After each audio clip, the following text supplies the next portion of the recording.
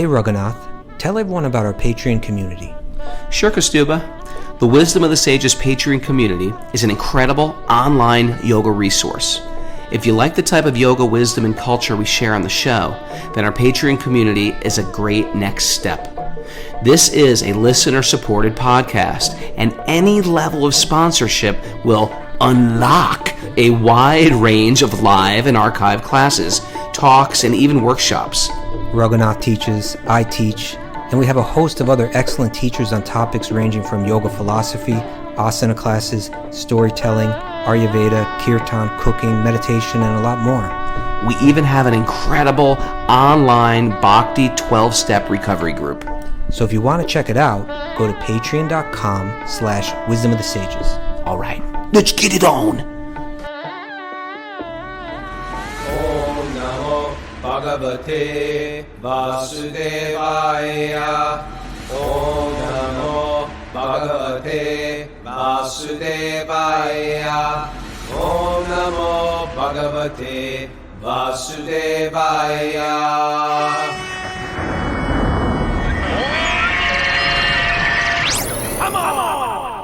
Live from Super Soul Farm, this is Wisdom of the Sages, a daily yoga podcast with your host Raghunath and co-host and senior educator at the Bhakti Center in New York, Kaustubha Das. Welcome to the show, and welcome to Thursday. Happy Thanksgiving, everyone. We took a 3-day hiatus from Wisdom of the Sages, and I think sometimes I don't think we've ever been off that long. No, we have. We have? Okay, yeah. Forget it. Well, what number show is this? This is $2.99. Yeah, $2.99. Okay, so Black Friday, the very holy holiday in America, Black Friday, that is going to be our 300th show, fighting consumerism with hearing and chanting. Okay. Well, and so I don't know. Sometimes when you step away from something, you realize how dear it is to you. What do you think about that? I'm feeling it right now. Yeah, it's great to be back. I got tons of emails from people missing the show. Where's the show? Outraged people. What's going on this morning?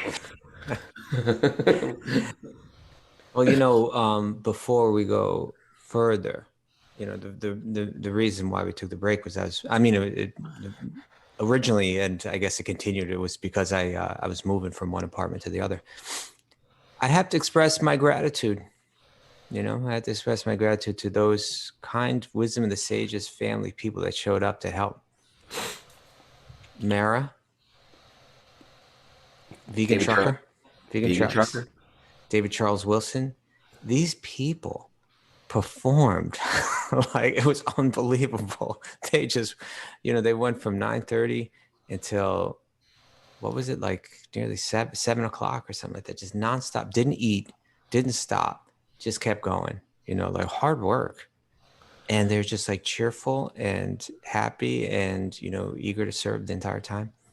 I'm super grateful to you guys.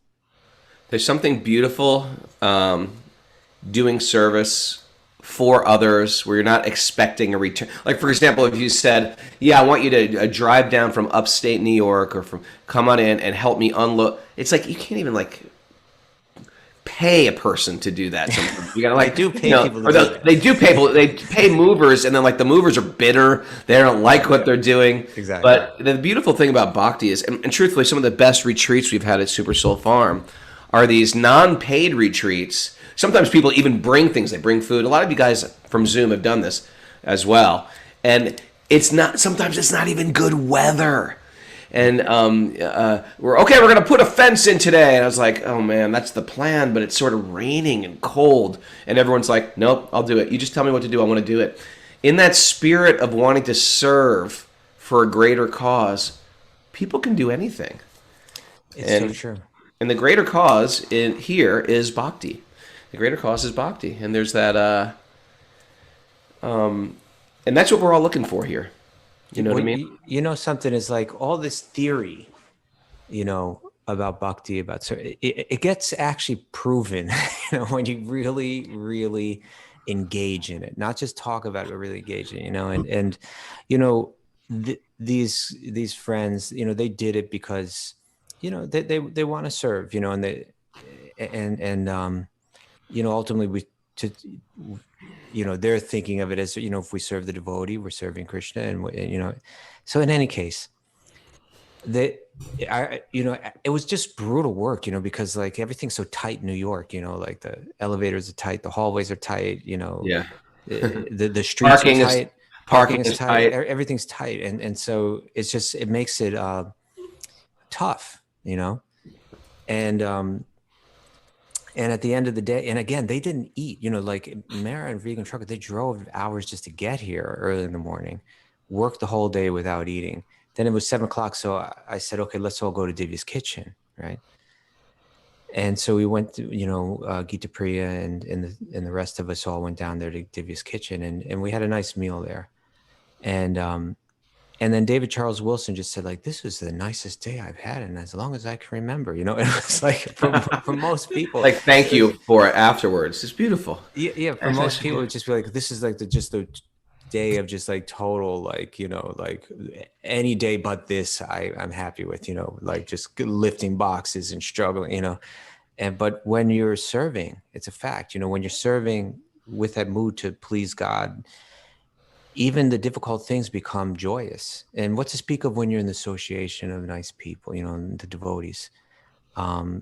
We can pass through like all the challenges in life that way if we have the right mindset. It's all the right disposition. Not that I want to be served, or I want to be the center, or I want to be this, that. I want to serve. When we adopt that mentality, it changes everything. And the biggest challenges in life actually become meaningful and joyous, et cetera, et cetera, So I think that attitude is everything. Like Rupa Goswami says, enthusiasm. Bhakti's got to be practiced with enthusiasm. But even for a materialist, if you're not enthusiastic about your marriage, enthusiastic about your workplace, it's like, good luck. Who wants to be part of you? But in Bhakti, it's definitively important to have an enthusiastic attitude. And truthfully, it just can move mountains. I'm here to serve. How can I serve? And it reminds me of the time when all the brahmacharis helped me and my wife move into New York City. Another pain in the neck. I had 2 little kids. I had a dog, moving into an apartment. And, Nam Ross and Keshavacharya and all these guys came from the Bhakti Center. Right. And we're like, yep, we're here to serve. And they did it with such a good attitude. They wouldn't accept a donation. They wouldn't, I was like, what can I get you? What can I do? Nothing. And they're singing. Where do you find movers singing up and down the stairs, like dancing into your apartment, carrying your heavy crap? It was like quite beautiful. And it's just different. And you probably remember, Kaustubha, and some of you guys who've ever lived in ashram, cleaning a kitchen is not an attractive thing. But when you got that attitude, I remember being a brahmachari, and after the Sunday feast, you're not cleaning like a pot. You're cleaning like a cauldron. Cauldrons upon cauldrons and spatulas the size of oars on a rowboat. And you got to clean the entire kitchen and clean the whole temple room. And I just remember as a brahmachari, we would just sing and clean, and it just became joyful. And it's just really changing our attitude and changing the mind, which is the very whole thing about the yoga system. That's what makes this a daily yoga podcast. Okay. Well, just like you said, they weren't, at the end, I figured at least I should offer Mara gas money, because she drove all the way down and all the way back. And what did she say? No. You know what? I forgot to do it. Because when we broke up that evening, then shortly after it, I said, "Oh, I should have offered." Well, she ran out of gas on the way home. I don't know if you know that. Because she had no money. And so, but I said, actually, you know what? I'll just send it to her by PayPal, and that way, because if I tried to give it to her, she probably would have refused it anyway. So I sent it to her by PayPal, and then she refused it on PayPal. So. Well, the reason I refused it actually was because Rachel and Jeff had sent me money that morning because they were lamenting that they couldn't help serve with your move. Oh, just see that. And so they sent money to me to cover like gas and tolls and things to drive down. So it wasn't even my own. Just hearing you say that right there, it just shows this is what a community is meant to be like. Everybody's trying to serve the other. Everyone's trying to serve the other. Then it's the only way we become happy. It's just, that's the formula, It's part of the formula of Bhakti yoga. Any case, today's Thanksgiving, and it's a day that's mixed, especially now, now it's mixed up with all kinds of social concerns, which is a good thing. But also, yogis, bhakti yogis can always take something that's messed up and make the best of it, And so I'm feeling thankful to all of you.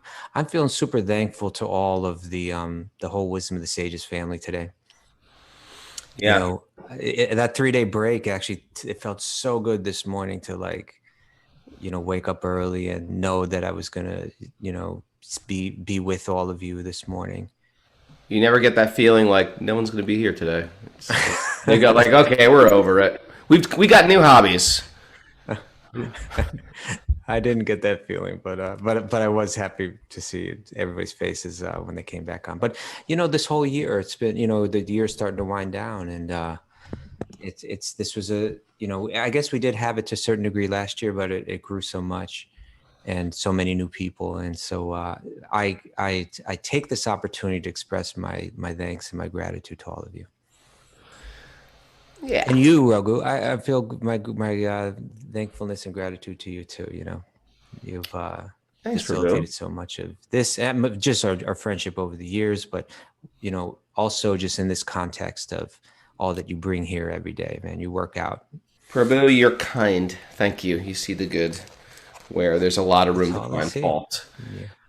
And I'm feeling the same way. So let's dive into the sweet honey nectar pot of the Srimad-Bhagavatam. All right, new chapter. New chapter. We are on chapter 9. That's right. Canto 2, text 1. And the name of this chapter is Answers by Citing the Lord's Version. I don't even know what that means. What does that mean? Answers by citing the Lord's version of what? It's like an incomplete sentence. An incomplete sentence. Answers by citing the Lord's version, ... Yeah, well, his version of the is it a British thing? Does that make sense in England? Maybe we got to look into that more, but I don't know. That's his version of how everything plays out. Reality? Yeah. Maybe the Lord's version of reality. Let's just go with that. Yeah. Okay. But yeah, so this is the last chapter was Maharaj Parikshit's questions, a whole slew of questions to Shukadeva Goswami that are going to play out, in the Bhagavatam. And in this chapter, the first 2 questions are going to be answered. And in this verse, it begins to answer the first question. And that question was, he said, Maharaj Parikshit said, "O learned Brahmana," speaking to Shukadeva Goswami, "the transcendental spirit soul is different from the material body. Does he acquire the body accidentally or by some cause? Will you kindly explain this, for it is known to you?" So that what we'll read today will be an answer to that question. But I think we have to chant our mantras, don't we? Yeah. Narayanam namaskritya naram shaiva narotamam devim saraswatim vyasam tato jayamudiraye. Before reciting the Srimad-Bhagavatam, which is our very means of conquest, one should offer respectful obeisances to the Supreme Lord Narayan, unto Narad Narayan Rishi, the supermost human being, and unto Mother Saraswati, the goddess of learning. Nasta prayeshva badreshu nityam bhagavat sevaya, bhagavati utamashloke bhaktir bhavati naishtiki. By regular attendance in classes in the Bhagavatam and by rendering service to the pure devotee, all that is troublesome to the heart is almost completely destroyed in loving service to the personality of Godhead, whose praise with transcendental songs is established as an irrevocable fact. Om Jnanatamarandasya Jnananjana Shalakaya Chakshurunmidatam Yena Tasmai Shri Gurave Namaha. By the way, if there's anything that people have been doing this lately, if there's something that sort of resonates with you from this podcast, a little nugget of wisdom that gets mentioned or we read about, write it down on your phone, take a screenshot, tag Wisdom of the Sages, and post it. And then we'll repost it and tag you. And we just feel that little hunks of wisdom, you never know who needs one. They just open their phone for some mundane reason. They get hit with something that could change the course of their day. And so we think it's important to spread that around. Yeah, people have been sharing some great stuff too. I love it. Yeah, it's great. Oh, by the way, another thing I'm thankful for. Did you see this morning? Saragrahi, who's here with us today, did a she did like I don't know if it's a painting or a drawing. I think it's a drawing of a girl reading Bhagavatam. Did you see that? I didn't see it. Well, you got to go to Instagram and see that. Okay. It's not early in the morning though, because I know you got your standards with social media. No. But really beautiful. And she talks about how her and her husband have a weekly program where they read Bhagavatam. They've been doing it for years and they're working their way through Bhagavatam. And now she listens to Wisdom of the Sages and she's working through it again. Nice. But it's really beautiful work. I really loved it. Nice. Thank you for that, Sarah. Okay. Text 1. Chapter 9. Text 1. Sukadeva Goswami said, O king, one is influenced by the energy of the personality of Godhead. There is no meaning to the relationship of the pure soul in pure consciousness with the material Unless body. one is influenced, right? Oh, I'm sorry. Say that? There is no meaning to the relationship of the pure soul in pure consciousness with the material body. Yeah, unless one is influenced by the energy of the personality of God. Unless one is influenced by the energy. Let's try this again. Sri Sukadeva Goswami said, it's my bad. O king, unless one is influenced by the energy of the Supreme Personality of Godhead, there's no meaning to the relationship of the pure soul in pure consciousness with the material body. Wow. That relationship is just like a dreamer's seeing his own body working. So It's purport to that. Well, yeah, let's read the purport, but even before we do, unless one is influenced by the energy of the Supreme Personality of God, that's talking about the illusory energy, right? The energy that covers one, the avidya shakti, that energy which creates ignorance, misconception, misidentification, particularly in this, in this sense, only because there's an energy designed to do it, designed to confuse us or bewilder us, do we identify with this body. Otherwise, there's no connection between the self and the body. And that misconception is being compared here to how we identify to a body in a dream, which we can understand as being unreal, but we buy into it completely while we're in that dream. So similarly, this verse is saying, in a sense, we're walking around in a dreamlike state when we identify with the body. It really starts with what you are labeling yourself. What that's why the Bhagavatam is so important. It starts to recreate a new label of who I am and getting right off of my temporary label of my gender, of my nationality, of my political party, of I'm a New Yorker, or you know what I mean. And what is your real label? Those are like temporary rental vehicle labels of your identity. The real identity is I'm a pure spirit soul. And whenever I'm trying to find some peace of mind, some connection, some type of fill me in there, close to happiness. I don't know. Maybe happiness, perhaps. I have to step away from that body identification because it's not a real identification. It's a temporary identification. I won't find peace. I won't find connection in that bodily connection. I've got to go to something more subtle. And then not only will I find connection with Source, I'll find connection with every living being. I won't find more others out there. I'll connect us all through something more subtle than intelligence and mind. And that's where the Bhagavatam pushes again and again, is the Bhagavatam's agenda. What you label yourself. Be careful what you label yourself. And here the label is, you're pure spirit soul. And the only problems you have in this world, the source of all that problem is, you just forgot that point. You just forgot that very basic point. Isn't it interesting? It is. This verse and this commentary, in one sense, it's like people search for the meaning of life. And in one sense, like, it just explains the situation. Now, a person doesn't have to believe it. A person might find it interesting, but not have faith in it, or play with it, or see it as, but whatever it is, think about it. That's the point. Reflect on it. Try to really think about it. What's going to be said here, and we can read this commentary, is that we have a choice of what influence we accept in life. Do we want an influence that's going to place us into illusion where we pursue desires that are actually against our nature? Or do we want to let go of that misconception? Right. And that is such a great statement, Kaustubha. I want to take a snapshot, a screenshot of that. Pursue desires that are, say that again. I don't remember. That are against our nature or something like yes, that? Pursue desire. I'm writing that down right now. Okay. Well, read the commentary because Prabhupada's going to say it a lot better than I do. Should I read or should you read? I can read. Okay, read. I'm just reading. Read it. Marge Prickett's questions as to how a living entity began his material life. Marge Prickett's question as to how a living entity began his material life, although he is apart from the material body and mind, is perfectly answered.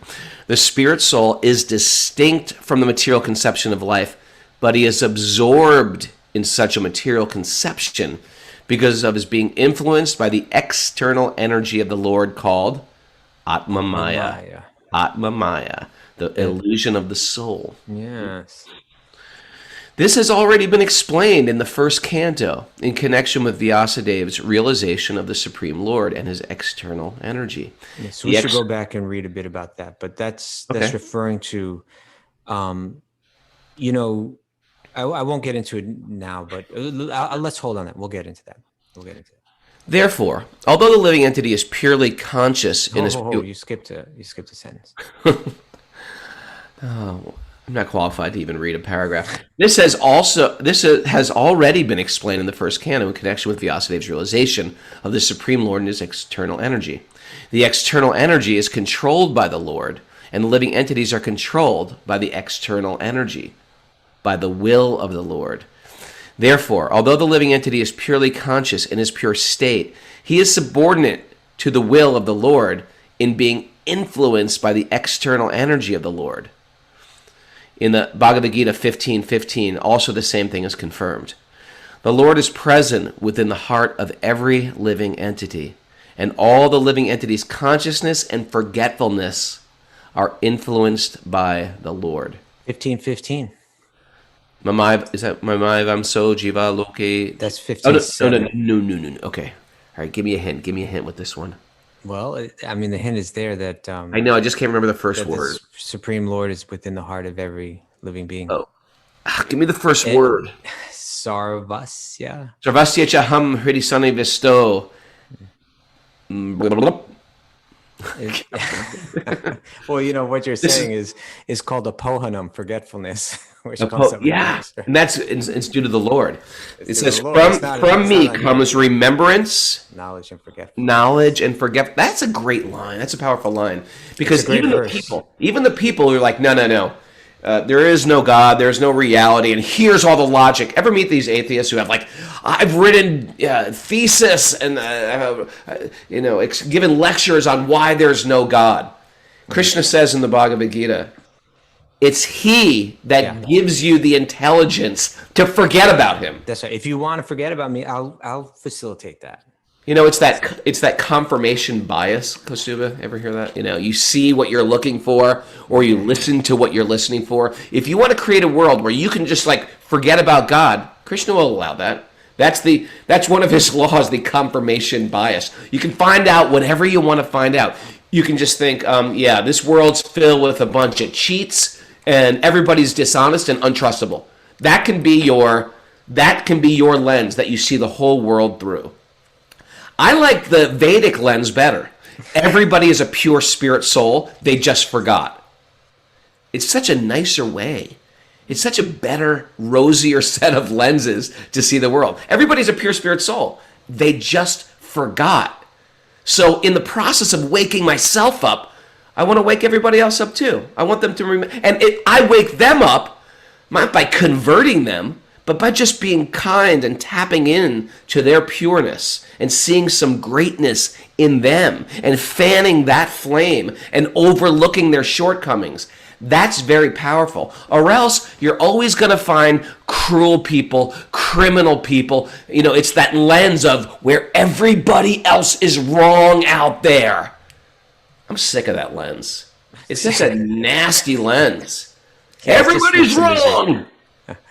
Well, so this verse It's one of the most often quoted by Srila Prabhupada in his commentaries. Sarvasya chaham hridisani vishto mata smritir jnanam apohanam cha. That I'm seated in everyone's heart, and from me come remembrance, knowledge, and forgetfulness. So this is a big idea here, that my own ignorance is something that I've chosen. Right? Please give me, right? You said the red pill, blue pill. I want the illusion pill. Okay, here, you can have it. You know? Now Prabhupada's the next paragraph starts with this.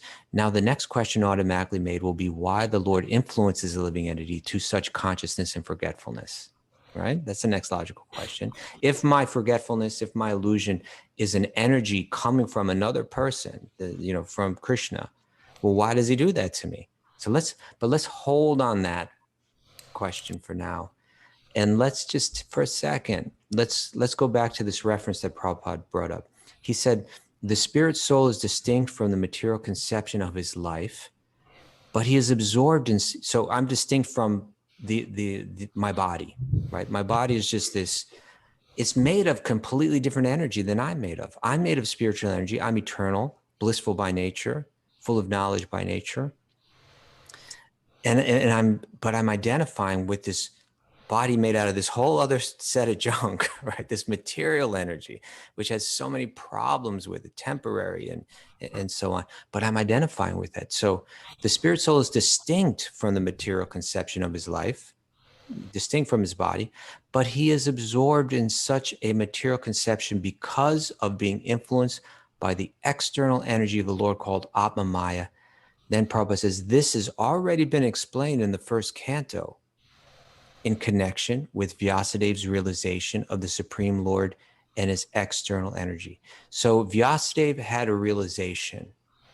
He went into meditation, right? And this is, now if we go back, this is like the origin of the Bhagavatam in a sense that Vyasadeva was feeling a sense of despondency, right? He had compiled the 4 Vedas.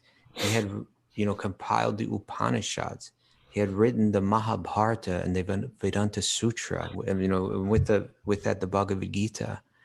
He had written all the Puranas, 18 Puranas full of hundreds of thousands of verses, millions of verses, actually, I'm sure, at least hundreds of thousands. And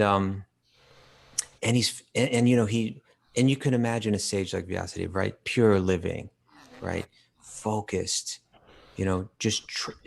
raising your consciousness. Yeah. And from his heart, trying to do this for the good of humanity, right? Compile this all because he knew the Kali Yuga is coming. People's memories are going to be shot. People are going to need this. He's writing it all down, editing it, compiling it just so that it could be understood. And but still, there's something in his heart. He's sensitive, right? Like some people are insensitive, like some people are like they're something's off. Something's off. Right? Yeah.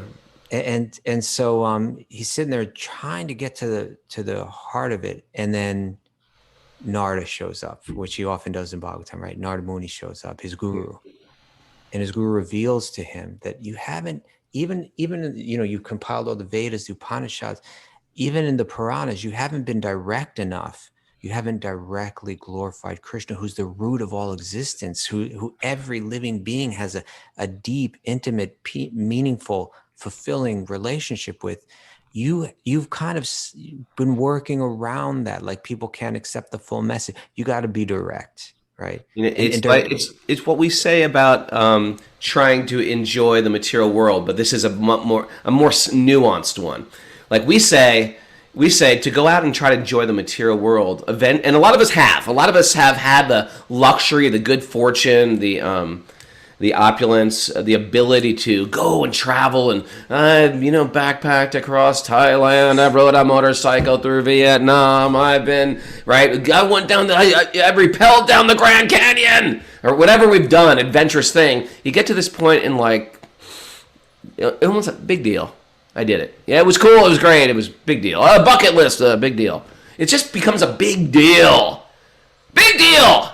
And the thing is, you get to this point of now what? Now what am I doing? Where am I going? I did it. I saw the Eiffel Tower. I embraced it. I climbed it and crossed that off the list. Big deal.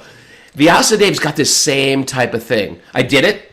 I wrote all these books on metaphysics. I compiled them all together. They're for the benefit of society. It's a good thing. It's a good thing. But there was still a feeling of big deal. Would you say that? Well, can you say that's fair? That's Sure. That Vyasadeva said big deal. About compiling the Mahabharata, but I compiled the entire Mahabharata. Big deal. but I get your point.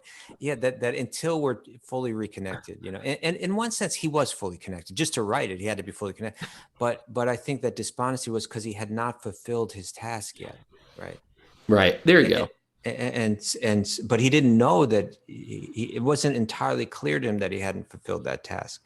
And so Narada made it very clear and said, yes, all this work that you've done and what you compiled is incredibly valuable and so on, but you still haven't gone far enough because, like, for instance, if the Bhagavad Gita is saying that, it's through bhakti and it's through divine love for God that you find your complete fulfillment.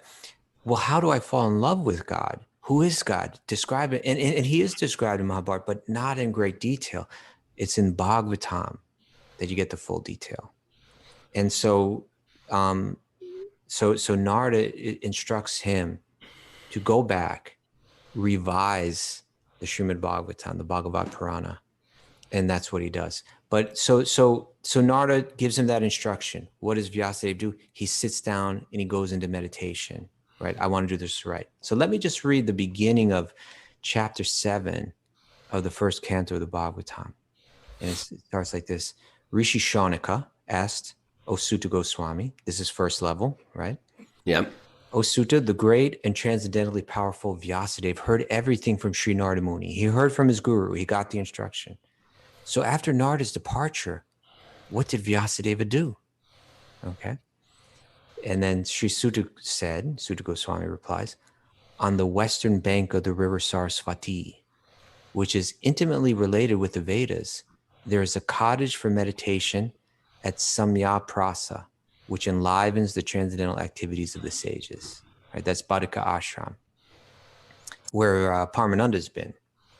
We've never been there. I'd love to visit. No, I want to go. In that place, Srila Vyasadeva, in his own ashrama, which was surrounded by berry trees, sat down to meditate after touching water for purification. The Badri is the berry tree. Is the berry tree, yeah. So I guess the name Bhattaka Ashram comes from that, right? It's like the berry like from Badrinath, the lord of the berry tree. Yeah. I don't know why he's the lord of the berry tree, but maybe someone can look that up. Well, apparently there are a lot of berry trees in the area.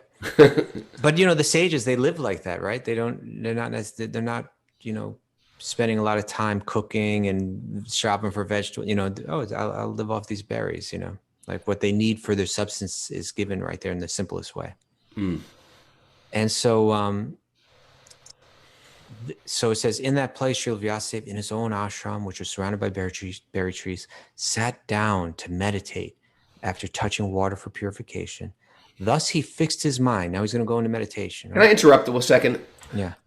What does it mean? Because they said that a lot. After touching water for purification, does that mean doing Akshman? I'm not sure, but it seems like it's something like it sounds like that's how I always take it. Akshman, if you're unfamiliar, it's when you take sacred water and you chant mantras into the water and then you drink the water. Did you ever read that book by the Japanese doctor? I can't remember the name. Put it on the board if you know it.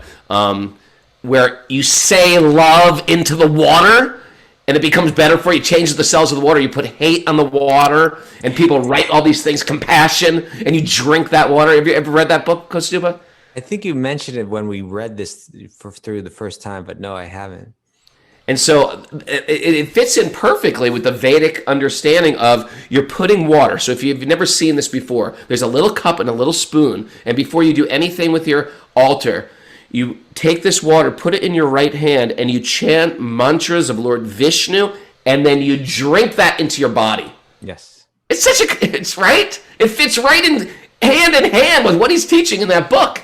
Dr. Emoto. Dr. Emoto, there it is. So YouTube search Dr. Emoto today. Have some fun. Okay, I'll do that. Okay, and write Vishnu on all your or Krishna on all your bottles of water. Why not? Okay. Why not? You got nothing to lose and everything to gain. Okay. Okay. So now he's After touching water. So that's always been my question, because they'll say this again and again, Kaustubha. After touching water, ba ba ba. okay. So all right. So that's what I'm feeling. He's So touching he's done water. that. In any case, we know he's done some preliminary meditative Purificatory ritual. Yeah. Okay. Thus, he fixed his mind, perfectly engaging it by linking it in devotional service in bhakti yoga without any tinge of materialism. He went into a deeply devotional meditation. And thus he saw the absolute personality of Godhead. He saw Krishna along with his external energy, which was under full control. So he saw Krishna, and he had some vision of Krishna's external illusory energy that Krishna had control of. That's interesting.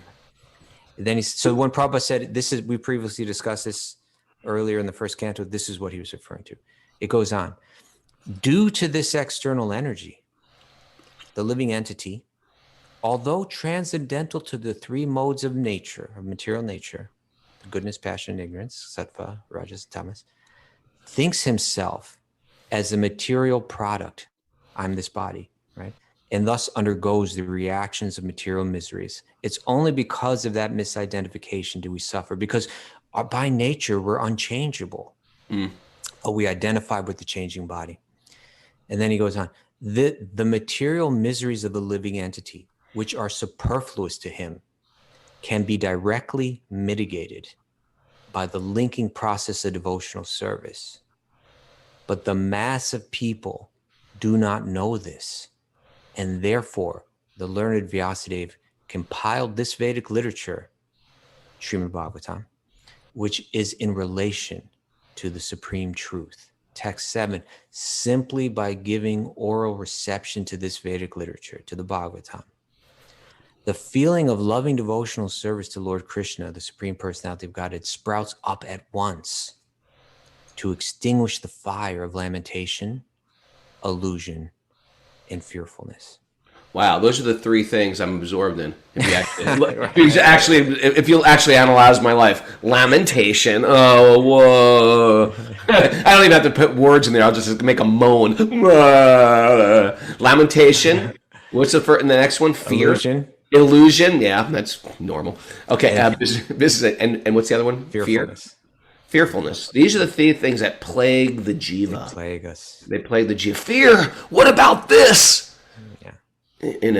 Gloom and doom. Do you remember Y2K?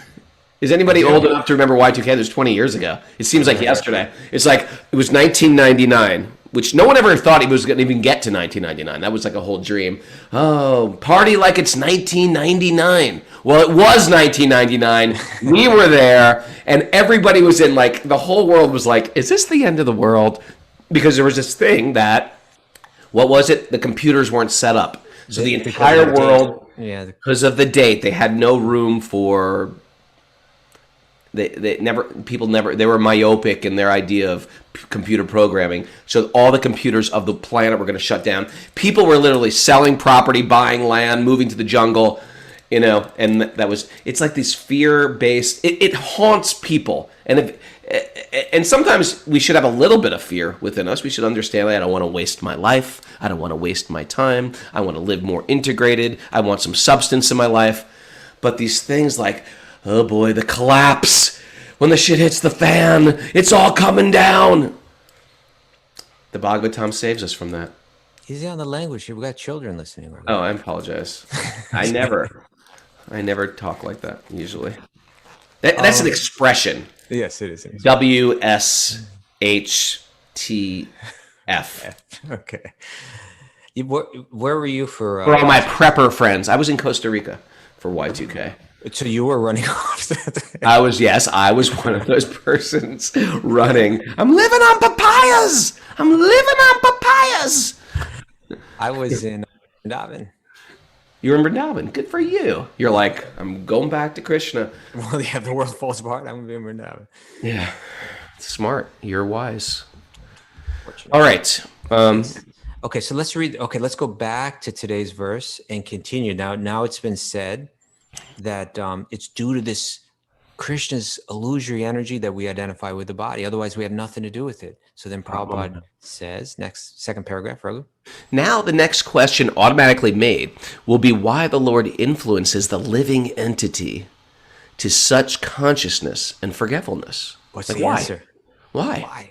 The answer is that the Lord clearly wishes that every living entity, every being, in this pure consciousness, as a part and parcel of the Lord. Hold on. You got to read it. Okay, let me read this straight. The Lord is. The answer is that the words were be in, and you put together as the word being. Being. Okay. The answer is that the Lord clearly wishes that every living entity be in his pure consciousness as a part and parcel of the Lord, and thus be engaged in the loving service of the Lord as he is constitutionally made. Okay. But because the living entity is partially independent, we have partial independence. Yes. He may not be willing to serve the Lord, but may try to become as independent as the Lord is. Okay. All the non-devotee living entities are desirous of becoming equally as powerful as the Lord, although they are not fit to become so. The living entities are illusioned by the will of the Lord because they wanted to become like him. Like a person who thinks of becoming a king without possessing the necessary qualification. When the living entity desires to become the Lord himself, he is put in a condition of dreaming that he is a king. Therefore, in other words, so to fulfill the desire that when Prabhupada said, he says, we want to be like the Lord, but we're not fit to become so. And then just previous to that, he spoke about, what did he say? Constitutionally made, right? He said that ultimately we should be, we're constitutionally made to serve God. But we try to take that position of God that we're not fit for. We don't have the power. We can't support things. We are dependent. We have some level of independence, but in other words, independence to choose, independence in terms of desire, but we're not independent in terms of our own existence. Everything's supplied for us. Sure. It's hard for, I think it's personally for me, it's hard to understand the analogy of a king, because a lot of times we feel and especially in America where we despise kings, we're taught to hate kings, that anybody can just go in there and be a king. Not true. It's like saying, Raghunath, we want you to take over Amazon today. That's going to be your new job. You're going to be the CEO of Amazon. It's like, I can't manage anything. What are you talking about? I'm going to manage Amazon? It's like you have to become qualified to be a good manager. Just to be a good manager of anything, you got to be qualified to do it. I'm not qualified to do that.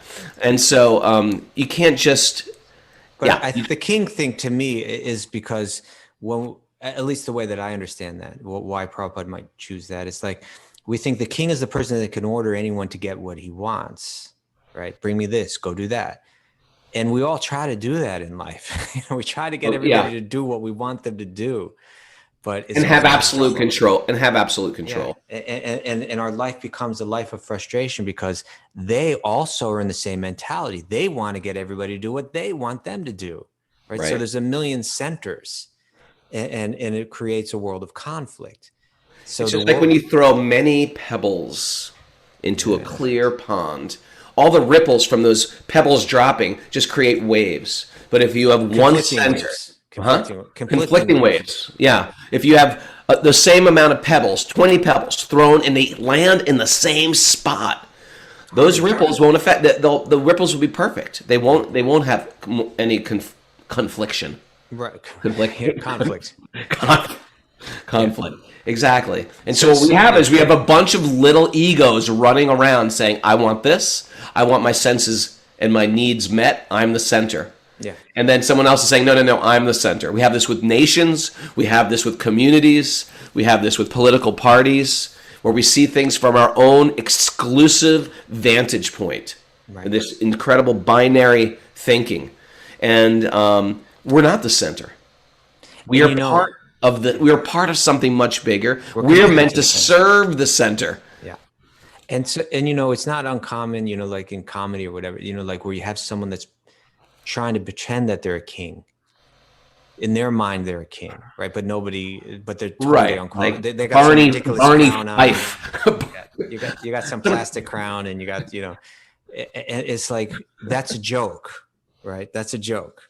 Yeah. And in one sense, our lives are kind of a joke until we're back in the spiritual consciousness. Everyone is walking down the street, going in and out of their workplaces and trying to be that king, trying to be that center, trying to center the world around themselves.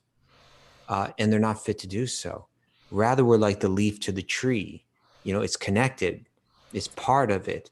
It's nourished by the tree. It accepts that relationship and becomes, vibrant through that connection. We're meant to reconnect. There's a type of coolness we walk around with also. A type of, I'm cool. This is what I'm cool. I'm wearing this because I'm cool. My hair is like this because I'm cool. My beard and mustache are like this because I'm cool. My car is like this because I'm cool. There's like a coolness. And then every now and then our coolness gets shattered. We think we're the coolest. We think we're showing ourselves off, and then it just gets punctured.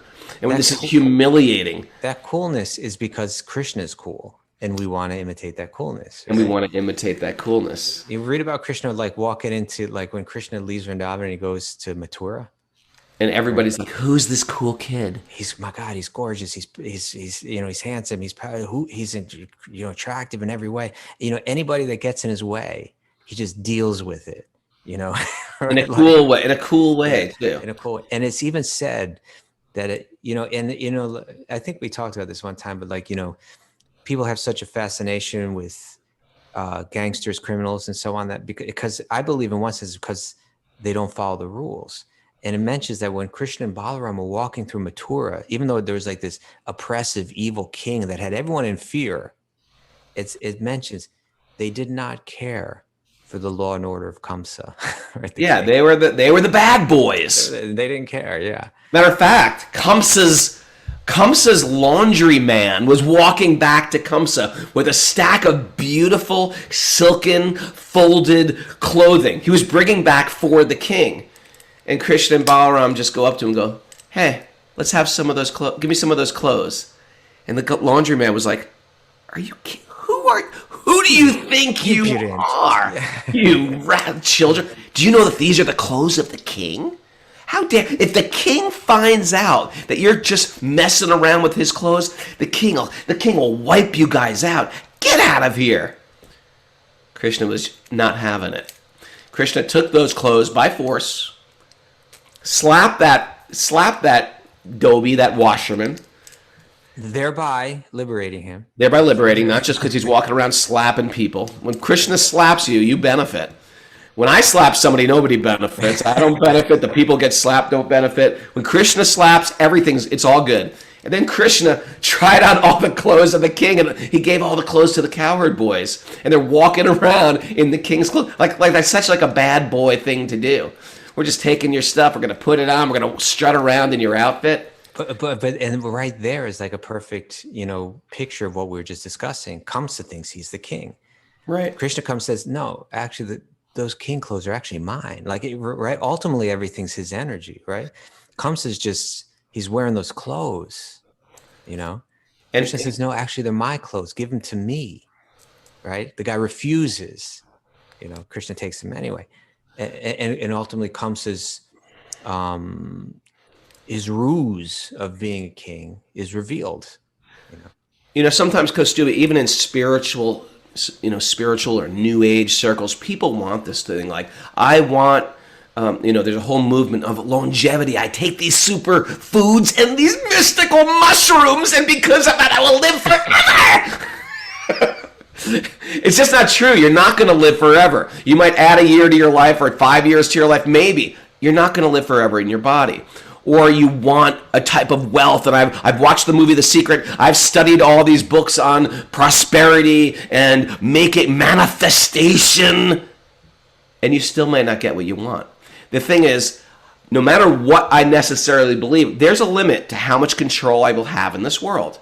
I'm not going to have full control. That is not my position. And to the degree that, I'm not saying don't work for things and don't focus on things, definitely do that. But we're not meant to be the center of the universe. We don't own that. We will get humiliated. And they use, you know what they use? The great example, and I said this before on the show, but I'll say it again, because I never got it until my little boy was born. It is like reaching for the moon, a child reaching for the moon. Raghunath, hold it right there. What? Hold it right there. Because, is it in this purport, or I think it's, yeah, that's Prabhupada's going to use that exact same analogy later in this purport.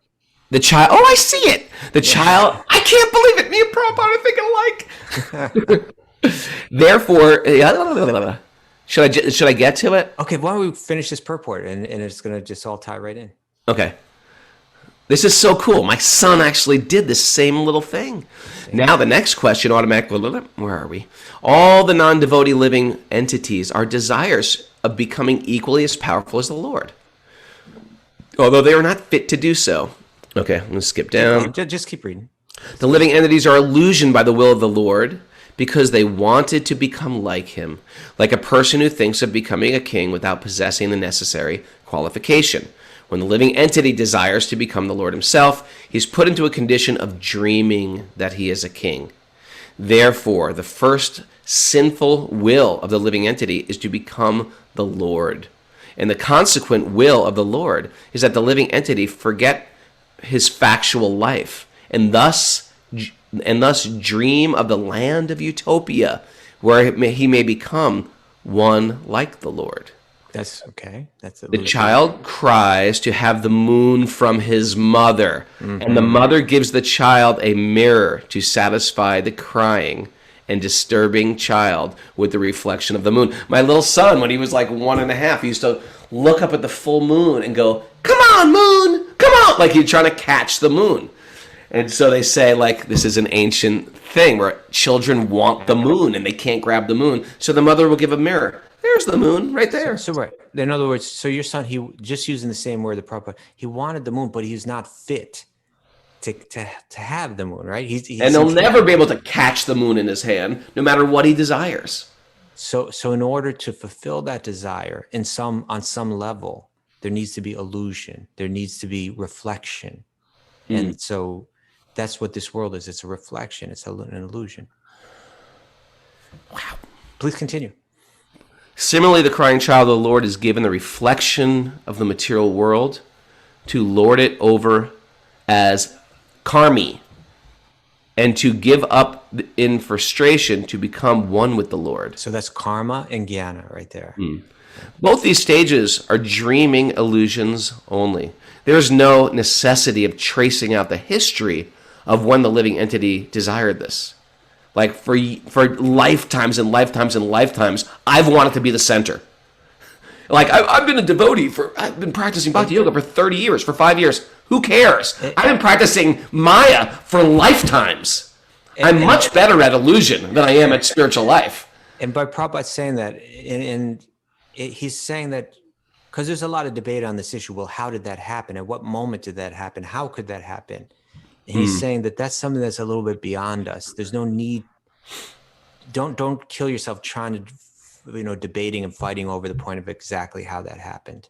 And then Silly. Sure. So read that. There is no necessity of tracing out the history of when the living entity desired this, but the fact is, that as soon as he desired it, he was put under control of Atma Maya by the direction of the Lord. Therefore, the living entity, in his material condition, is dreaming falsely that this is mine and this is I. The dream is that the conditioned soul thinks of his body as I, or falsely thinks that he is the Lord and that everything in connection with that material body is mine. Thus, right, that was George Harrison, I, me, and mine. Thus, only in a dream gets into that. Thus, only in a dream does the misconception of I and mine persist life after life. This continues life after life, as long as the living entity is not purely conscious of his identity as subordinate part and parcel of the Lord. Keep reading. Yeah, we can wrap it up right here. Okay. Hope we got music queued up. I'm double multitasking. In his pure consciousness, however, there is no such misconceived dream. And in that pure conscious state, the living entity does not forget he is never the Lord, but that he is eternally the servitor of the Lord in transcendental love. Boo! That is very beautiful. And this is very beautiful. Thanks, everybody. Thanks, everybody, for coming back. You never know. Someday they might not be here, Kaustubha. If you'd like to join us, on Zoom, email. What's our email address? wisdomofthesages108@gmail.com, and Mara will give you the secret codes to enter into our Zoom class. People like Zoom. They can see faces. They connect with community. We become friends. Otherwise, thank you for all the others out there, and there's thousands of others. There's only about 100 people, 103 people today listening on Zoom. Thanks, everybody. And if you have any questions, Saturday is question day. And Sunday, we have a very, very special guest who we're still trying to figure out who it is. And today there's a Bhakti recovery group happening. Nice. What time is that? Noon, Eastern time. Okay. If you like what we're doing, you can support us at patreon.com/wisdomofthesages. We appreciate it. It helps keep this boat floating. This is a donation-based podcast. Thanks, everybody. And now, this is a fun time of the class. It's a fun time of my day. Hey, I get to dance. Question. Is there a Sweet Baby Krishna tonight? There's no Sweet Baby Krishna tonight. It's family night for Thanksgiving. Gotcha. Thanks, everybody.